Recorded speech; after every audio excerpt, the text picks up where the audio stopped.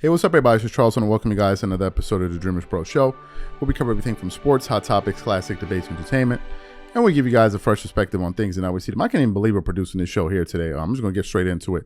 Make sure you like the video and subscribe to the channel. Now, I've been sitting back the last few days, been doing some contemplating and some reading, and I'm just kind of amazed at how people are hypnotized into just following things that are just simply not true, and how many people actually do research and they just pretty much accept things that people tell them just because, well, they said it and they got a suit on, so therefore it must be true. Now, as y'all know, the Brooklyn Nets just traded away Kyrie Irving and Kevin Durant, right? And going into that trade, going into that scenario originally when they had James Harden, Kevin Durant, and Kyrie Irving, we thought it was going to be scary hours, and we had never seen an offensive trio assemble like that ever, right? But for whatever reason, they ended up falling apart.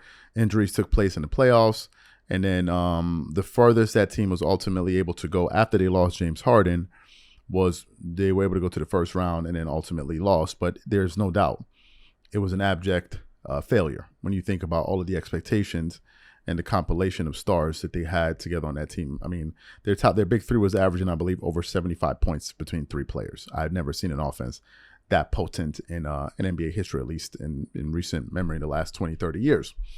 So it's 100% true. Now, I've also noticed that there's some people in the media that have a hard-on for Kevin Durant and Kyrie, and they always want to say negative things about these guys no matter what. One of the instances I noticed this was Nick Wright. He's good at twisting words and twisting people's opinions and minds and all of that stuff, and that's how he's able to get it over a lot of you guys. You guys are enamored with maybe his vocabulary or his suits. I don't know what it is. Maybe it's his beard. Maybe I need to put on a suit and grow a beard, and all of a sudden you guys will start thinking I'm an authority whenever I speak. I don't know what it is. One of the things he recently said was, no one has had more superstar help than Kevin Durant in his NBA career. And when he said it, I knew it was wrong, but I didn't have the energy to go through and actually verify what he said. I knew he was wrong based on some of the research I'd already done, but I was like, I don't have the time for this. But then just today I was listening to a segment. They were talking about the fact that they think that the Brooklyn Nets were the biggest disappointment in NBA history. And I'm like, yeah, they were a major disappointment, one of the biggest ever, but they were not the biggest. So let me first of all address what Nick said, that Kevin Durant had more superstar help. Let's go through some of the notable players that KD's played with. Here's the list I came up with. Maybe you guys will come up with a different one. Stephen Curry, Russell Westbrook, Kyrie Irving, Klay Thompson, Draymond Green, James Harden, and Ben Simmons. If you guys have another list of players out there, please let me know. I think those are the most notable teammates and all-star talent and Hall of Fame talent he's played with. Now, let's look at LeBron for a moment here, because I believe these guys are always doing that. That's in my personal view. I believe these guys, that's the only reason they're doing this. They're working hard, man. Overtime. These guys. Overtime. LeBron has played with Dwayne Wade, Russell Westbrook, Chris Bosh, Kevin Love, who's like a 25-12 guy, Kyrie Irving, the same Kyrie Irving, Anthony Davis, Carmelo Anthony, Dwight Howard, Ray Allen, Shaq, Rajon Rondo, Ilgauskas, and Carlos Boozer. Now, let's actually talk about who played with more top 75 teammates, the creme de la creme. KD played with 3. LeBron has played with 6. What are these people talking about? What is he talking about? Who played with more help? What are we discussing here? I mean, what was so innovative about the point that he made? Now, I recently put up a poll on the channel, and the question was, what's the bigger disappointment? The Nets, in brackets, Kevin Durant, Kyrie, and James Harden, or the Lakers, in brackets, LeBron James, Russell Westbrook, and Anthony Davis? And to my amazement, in less than 15 minutes of voting, 1,000 people have voted, and 77% are saying the Nets, and 23% are saying the Lakers. And even one person left a comment, people that's picking the Lakers are definitely delusional. He's laughing. Yes, they failed, but LeBron and AD can say they won in the purple and gold. And hell, KD, Kyrie, and Harden definitely failed big time. I don't know if people think people are dumb. I mean, I don't understand. Do people believe that people are dumb here? I mean, I believe like these people are the Nick Wrights of the world. They feel like they're the only ones that have access to information. Let me get this straight. He said AD and LeBron. I said the trio. I didn't say AD and LeBron. I said the trio.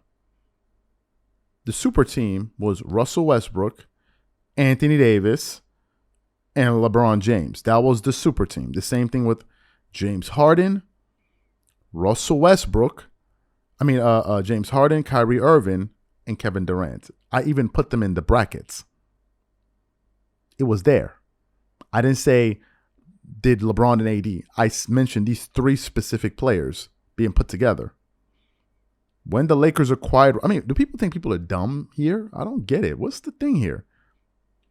When they acquired Russell Westbrook, a lot of you guys was sitting up there twerking it up all over the place, knocking over everybody's drink, twerking it all the way up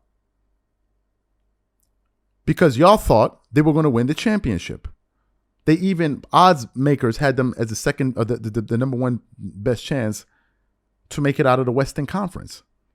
That was what the odds makers gave them, favored them to do.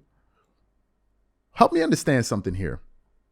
What year did LeBron, Russell Westbrook, and AD make the playoffs?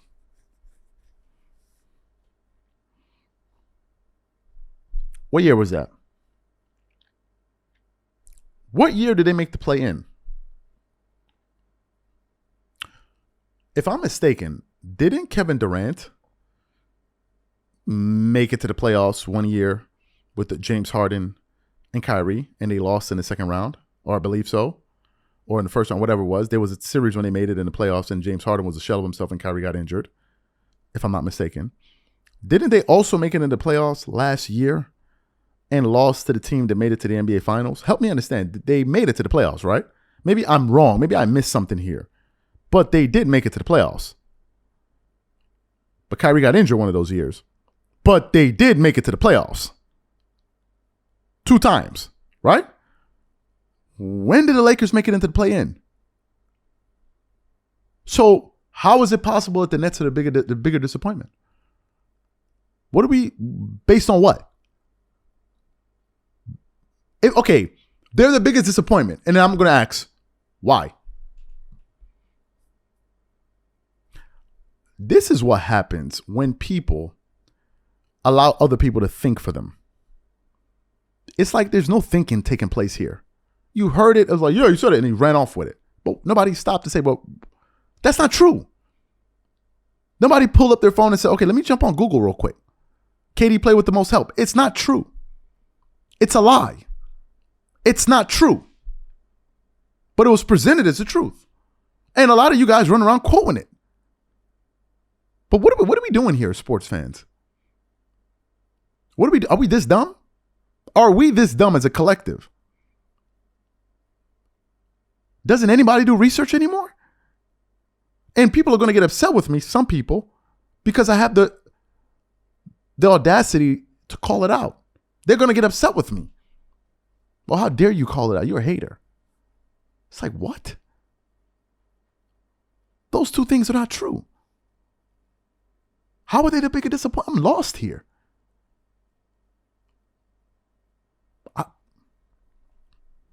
This is scary.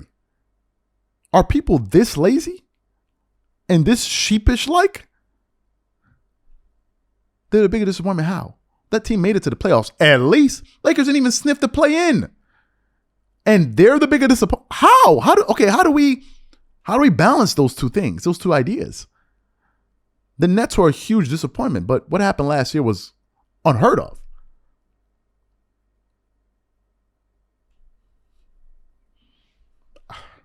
We got to work on our comprehension skills as sports fans. We really got to work on our comprehension skills. This is embarrassing.